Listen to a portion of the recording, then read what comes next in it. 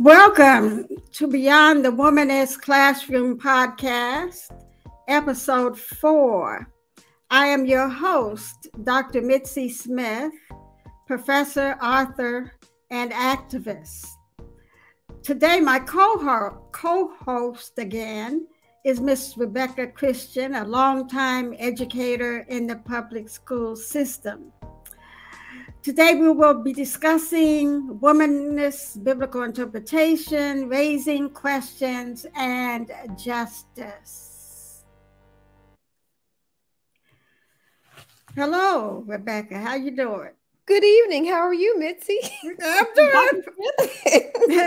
I'm doing pretty good. You have started school already? Yes, we are back. Full effect. Back. So it's take a deep breath and just ready for a new school year. But yeah, it's nice to be back. It is nice to be back. But it's good. You know, I look forward to these podcasts.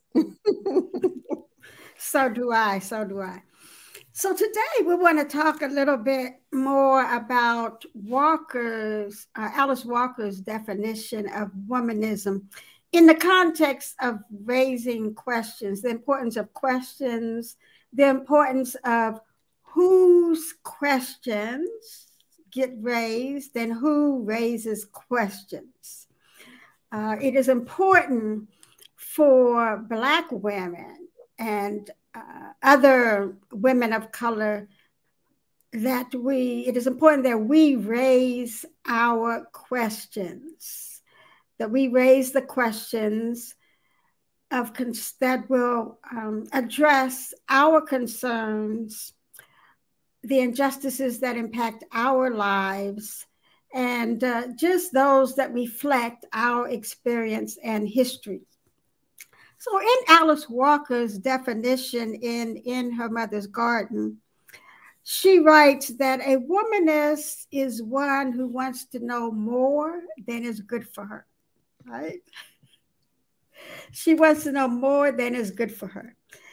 And the good for her part, as you can imagine, is based on what the status quo, what the dominant, what the oppressor believes is good for us to know in order to keep us in our place in subjection.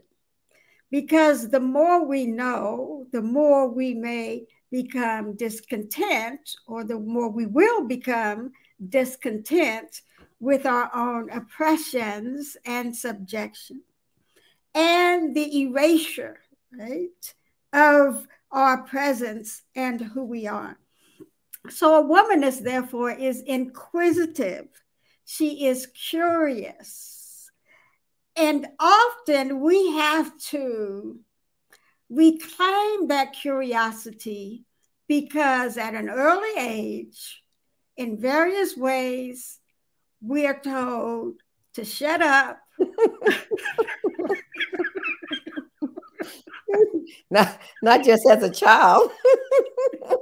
Yes, to shut up. You ask too many questions, right? And that all questions are not relevant, right? And I'm sure, Rebecca, you encountered this in your right as a teacher, and you've seen it happen, right? Share your experience with shutting us down, women, children of color, Black children.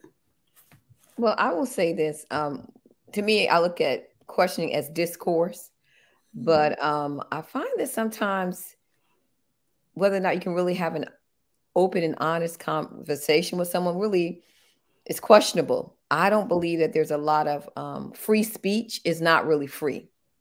And just to kind of connect it to some of the things we were talking about in a couple of the other episodes with Jesus in terms of the temple, right? And you have these people who are in charge of it. And here he comes in and he starts talking about things that they don't want to hear. And I find that especially in, let's say, fields, whether it be education or things like that, where people have different theories and maybe you might have something to say about it. But, I don't know that we're in an environment where we can really speak freely and have people question their basis for making certain statements or whatever, other than, sometimes, well, this is the way it is and this is the way it's always been. So it does cost you. And I think that's important. And I think it's depending on the price that people want to pay. And I think sometimes as people get older, like, maybe I'll just let that go. I don't know that that's a good thing. I think I question whether or not that's always the wise choice to make. But I know there had to be plenty of women throughout history who chose not to be quiet. Because to me, being quiet in a certain sense does show that you agree. To me, it's a stamp of agreement too. So I wish we were in spaces where some people feel very free, where they can say whatever, and they don't care about the consequences. But there are consequences. But I like the example that they have about the temple and Jesus, and how, he wants to debate, but a lot of people don't necessarily want to debate. They want it kind of like those people he had to confront in the temple. This is the way it's been, and how dare you question us? And who are you to think you can question me about, what we're doing here? And that this is not really for God, it's for us. We're benefiting from this, and we're just fine with it. But I think not just in educational spaces, but even if you look at institution, religious institutions, just making sure and looking at, don't check your brain at the door. Make sure that you are not engaging in things that really go against personhood, go against the beliefs that you hold dear and your values. So that's kind of like how I look about the whole thing about questioning, at least to that extent. So yes, there is I love that you put it, you started out by saying that you see it as discourse. Yes, questioning is a part of discourse, right? And it should be a part of raising questions, normal discourse. And it is, as discourse, it is power. And it is the exercise of power, the ability not only to speak, but to raise questions, right? To have our voices heard and have our questions acknowledged, taken seriously, and affirmed, right? I tell my students there's no foolish or wrong question. If it's a question you have, it is a good question. Right? Unless you're just being, trying to be funny or something, but most of, but if you have a question because it's something you need or want to know, it is a good question. Because questions, right? So you talk about, you mentioned there's a cost. Yes, there's a cost to silence and there's a cost to speaking. Audre Lorde said, our silence will not save us. And Sister Outsider, our silence never saved us. Right? Going back to, we talked, I don't know if we mentioned, did we mention already Sandra Bland, right? Yes. And yes, and people were saying, oh, she should have kept silent. No, our silence never has saved us. In fact, there have been times in history where we have been silent, but words have been manufactured, constructed, falsely, we've been falsely accused of saying certain things, of whistling, perhaps, and end up dead. Right? So the question is, what is the cost of remaining silent, not asking your questions? Questions to me is like the beginning of education. That's how we start learning, right? We start learning by asking questions. We come out of the womb curious. We're looking, as soon as we can get up on our feet, we want to know what's on the counter, right? What does mama have on the counter? What's in your cup? What's in your plate that I can't have right now, right? It's children. But there's a book by Warren Berger about questions. And I believe the one I'm referring to is called More Beautiful Questions. And he states that we are individuals of curiosity that ask questions until we enter a classroom, until we enter school. because then we are taught. But if we're honest, it can happen at home. Where the tired parent says, "Would you please shut up?" You ask too many Mm-hmm. questions. And some children are not deterred. They will keep asking questions. But for other kids, sometimes that curiosity is killed before they enter the classroom, right? That punishment, sometimes severe, that can come from asking questions. Where did babies come from, Mama? Let me ask you this. So, Yes.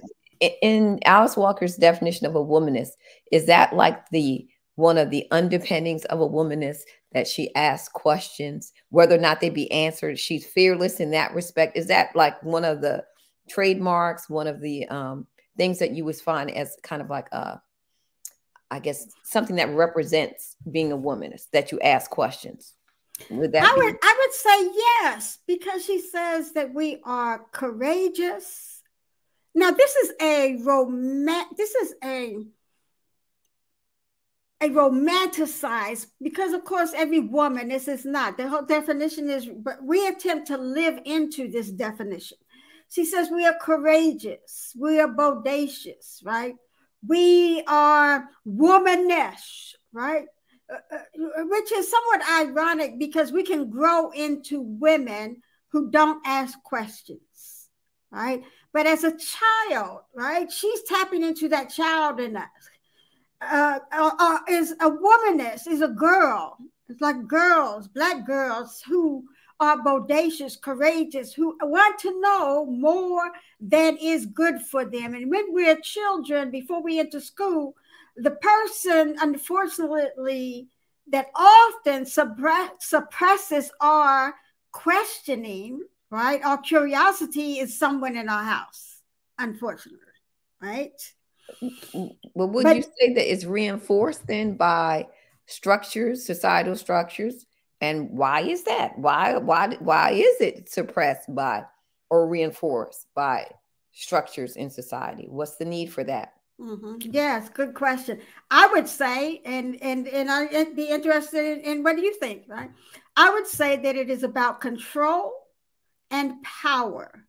If if the powers that be, whether they be a church, a denomination, a pastor in the church, whether it be the slave catechisms that were used to indoctrinate the enslaved, where there was a question and there was an answer, Mm. right? Where does God speak? A slave catechism may say, and the answer is given. The slave would repeat the answer in the Bible.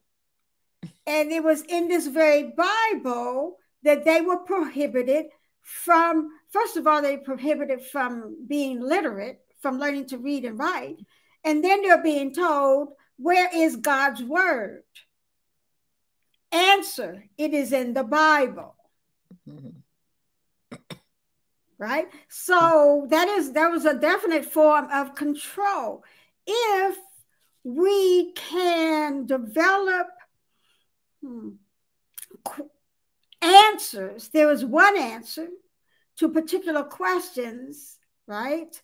Then your question relative to that particular answer is not relevant Mhm. unless you're going to arrive at the same answer. Yeah, it's yes, been yes, predetermined. yes, But yes. I mean, I think part of the question you talk about divergent ways of thinking and looking at more than one way to approach to something.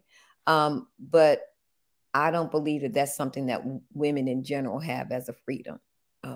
I think, a lot of what the different structures are not dominated by women or controlled by women. And even sometimes when they are controlled by women, sometimes you have the reinforcement, sometimes, of similar structures. And that could just be because we're all, just a system where people are kind of restrained in terms of thought patterns, and if you do feel it differently, you may not always share it, or maybe that's something people write in their diary. But I mean, I'm just trying to think, in my mind's mind, who's a free, really free person? Because I'm like, even if you're I think even if people are working in institutions of higher learning or whatever, you know, people publish the wrong thing. That might be a problem. So because you're questioning things, right? And I'll go back to um, maybe Jesus in the temple, and he's questioning things that people have, these structures that people have in place that people like. Some people like, at least working for them. And it's like, how dare you? And so, you know, I'm going to debate you, but and so sometimes to me, the debate, the questioning that you may pose to someone who has a position of power about something that's being done is not really that they want to debate you. It's really almost as an offense to their position or to the power structure that they represent. And so with that, it's kind of like, I don't really like you. I don't feel comfortable with this. I'm engaging you, not necessarily really to come up with some real kind of answer that will solve anything. I'm just engaging you. And so I think sometimes looking at power structures and looking at questioning, sometimes even when they do answer, reply, respond to your question, it's not really to solve anything. It's just to merely say, I talked to her. Or we did that, you know, and you know, I think there's enough things in terms of, you know, social justice actions that have or have not taken place over the years, despite, you know, maybe people questioning certain things. And when it comes down to it, it really, you know, it moves the mark, you know. Yes, yes, yes. In not real, you know, I'll say significant, but really noticeable ways. Yes. Yeah. So it's interesting. I wanted to play this music clip, but I thought twice. I forget. I do not own the music. But Nina Simone's song, right? Mm-hmm. I wish I knew what it meant to be free. That's her Mm-hmm. song. I love that song. I wish I knew what it meant to be truly free. Mm-hmm. She says in that song. So yes, we as Black people know that we don't have absolute freedom, right? Mm-hmm. But yet, within this sort of fugitivity or captivity, right? Captivity within freedom, fugitivity within freedom. Just think about Black slaves fleeing north, but because of the compromise, right? They were fugitives and could be recaptured in freedom in the land that's supposed to be free, right? Up north. We still raise our questions, right? And we have been, I think we all could probably tell stories of how we have been punished, right? Mm-hmm. I remember in my PhD program at Harvard, in one of the seminars, perhaps it was the first one we had, and we were reading these texts by Emil Durkheim and William James and so forth, and Mary Douglas and others who talked about Africans as being primitive, right? And that was, you know, that was new. Much of that literature was somewhat new to me. And I was disturbed, right? Not only by that, but by the sexism, right? The sexism as well in a lot of the texts we read. And I remember I was the only African American woman, only Black woman in this cohort. And I remember raising an objection, and I was shut down. The two professors leading the seminar were white males, and a white male fellow student, said to me after class, he should not have done that to you. And while I appreciate him noticing that, what I would have appreciated it more is if he had also taken a risk and said something in the class. Now, yes, I was hurt, but was I deterred? No, I had not had enough. But Yes. to me, when people encounter that sort of rebuff or that kind of response, there's two things. Either, you know, sometimes they just refrain altogether from engaging, especially maybe in that context or in that situation, because they don't feel that it's safe. Or, sometimes they can, get more people around them to rally up, that kind of thing. And I think it depends on the personality. It really does. And that could be, maybe the questioning even has something to do with how or not we kind of develop as adults, in terms of like what we're willing to do, the risks we're willing to take, the questions we should ask. And sometimes we just don't, because, I'll just say fear, right? People are sometimes just afraid. But I think that there's enough biblical examples, at least, where people can see that, yeah, it's might be a sacrifice, but maybe the greater good is that people learn to not just stay in situations that may not be safe anyway, even if you don't say anything, but you begin to make people kind of like, question, well, why is this happening? We can do something about it. And I think, to me, it seems to me like Alice Walker and the theory behind, the philosophy behind womanism, it's kind of womanist. Being a womanist is kind of like, question, realize that these structures are in place, make sure that you're, making others aware too, right? Because I think sometimes, even looking at the story we talked about with the vineyard in the Bible, and Jesus, confronting these people and talking to them and them being upset, is that the onlookers kind of seem to, maybe be like not aware of what was going on. Like, I think, maybe some people who just follow blindly, not saying blindly, but just get used to just routine. This is the way things are. They've always been this way, and that's the way they're going to be. And I think we have enough movies out there kind of, reiterate those kind of practices that may not be the best, in terms of like keeping a clear mind, questioning situations all the time, whether or not you verbalize it or not, but maybe strategize and come up with a plan of action that or something you can do or help others become more aware. So I think there's different ways to do it. And not everybody has to yell out and say, oh, yeah. Maybe, like I said, you organize, right? Yes. Part of that, maybe questioning. I don't agree with what's happening. But yeah, that's just. No, definitely, Rebecca. So that brings us to is yes, we have examples in the Bible, but we also have them outside. We have models, right? We have people we know. They could have celebrity status. There could be people who are part of the civil rights movement. There could be people that we read. There could be people that we work with day by day who will ask questions even while others remain silent. Important questions, significant, even when they are shut down, right? Even when we are shut down, we have those models. But what I want to also get at is that shutting down of our curiosity also is seen, or it is seen in our approach to biblical interpretation, where we don't ask questions of the text.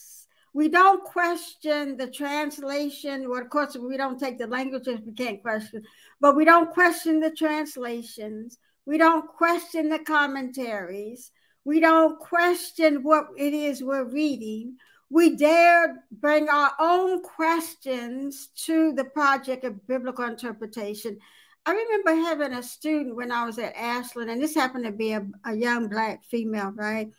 And I'm always telling students, you must bring your own context, your own experiences to the exercise of biblical interpretation. And this student said she was in crises. She said she was always told, I don't bring my feelings, I don't bring my experiences to my reading of the Bible. And I said to her, if you do not, then you are bringing somebody else's. Ooh.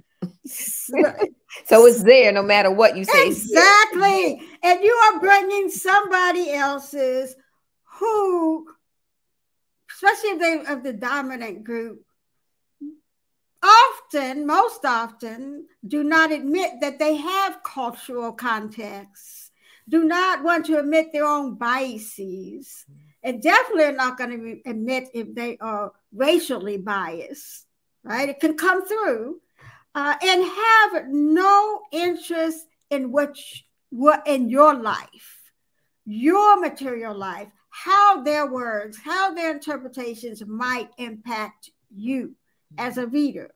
So we must bring our own questions to the process of interpretation. And so I want to look at this a text, Rebecca, in Luke, right, where the 12-year-old Jesus, I believe, is in the temple. This particular one, when he's in the temple, is in Luke chapter 2, beginning verse 41. Yeah, he's 12 years old, it says. Mm-hmm. And many of us are told, at least I was growing up, probably because of this text, that, at the age of 12, you become accountable, right? You know, and there seems to be a certain amount of, this was the age of where Jesus sort of what is the word I'm looking for? A rite of passage age too, right? And so he's in the temple, and he's not supposed to be there. His parents have left, and he stayed behind. And they get halfway home, sees like, before they, where's Jesus?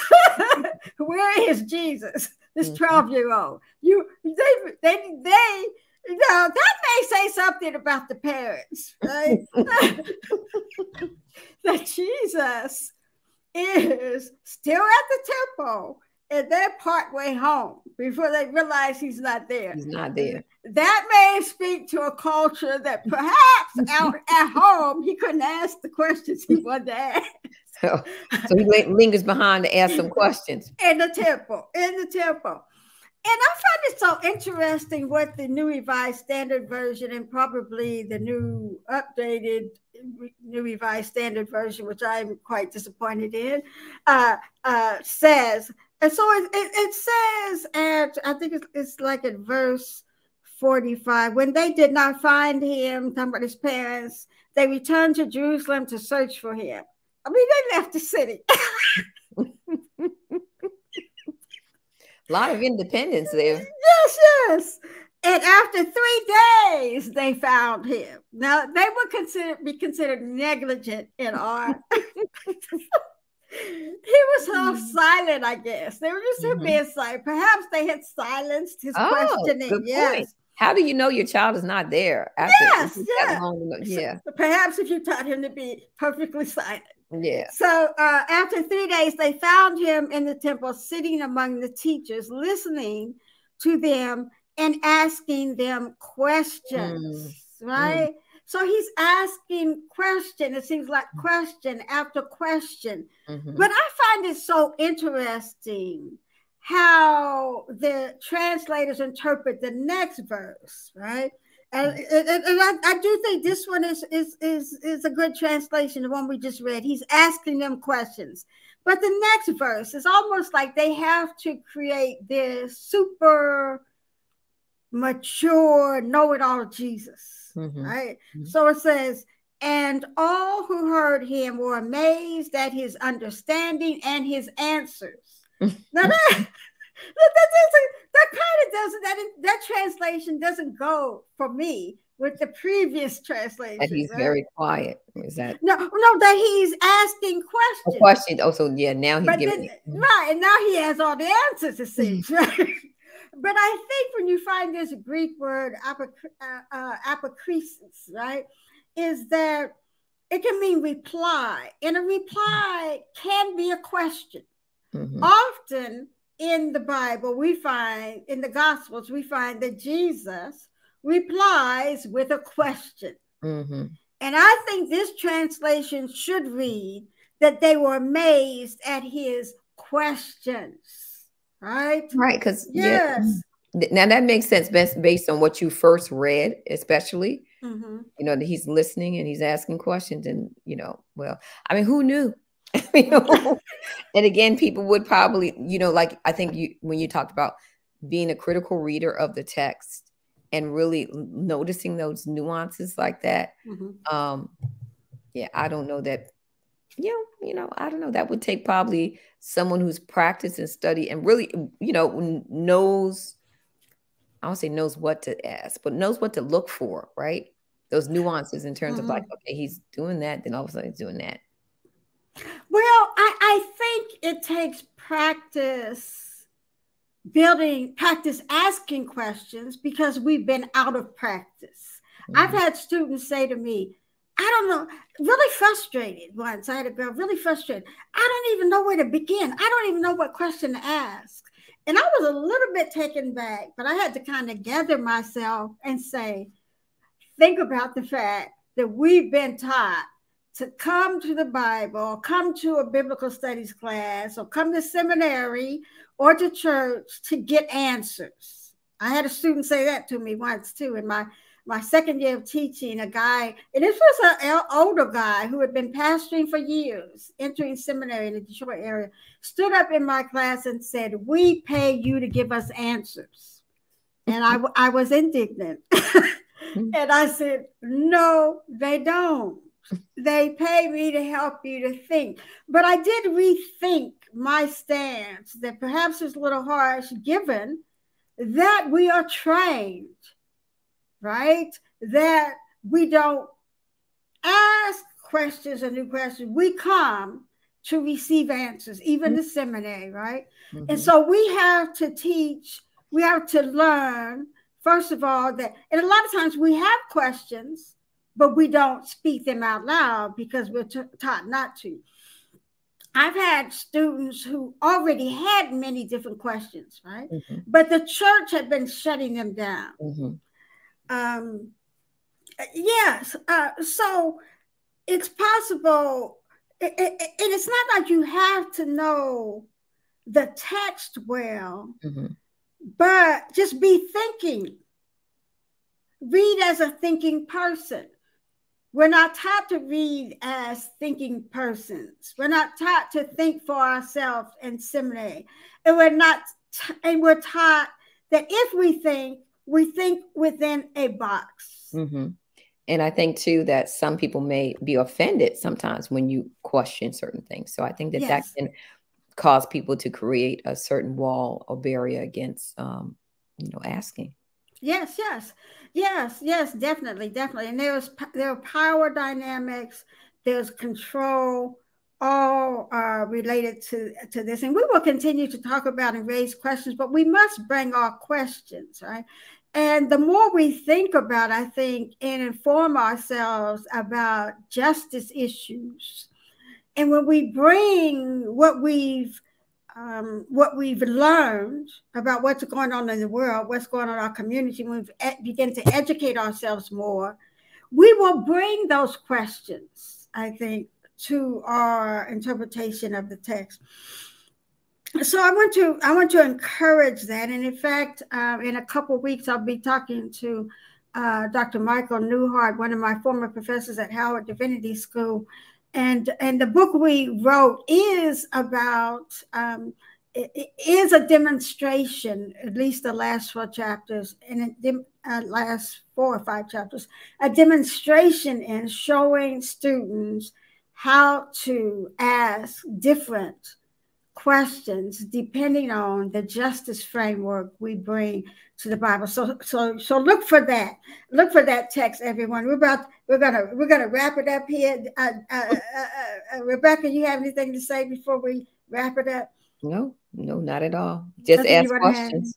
Yes. Yeah. Ask your And questions. you know, one thing before we go, I'm always curious about how to frame something before I say it. And I don't know if that's good or bad, but I just think that maybe that's part of the packaging that we get. No, that's wonderful because my colleague, Dr. Marcia Riggs, she's an African-American womanist ethicist.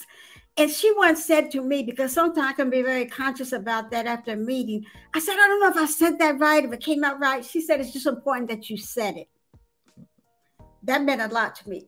It's just because we will rethink and judge ourselves, but it's just important that you said it, right? We don't have to say it right.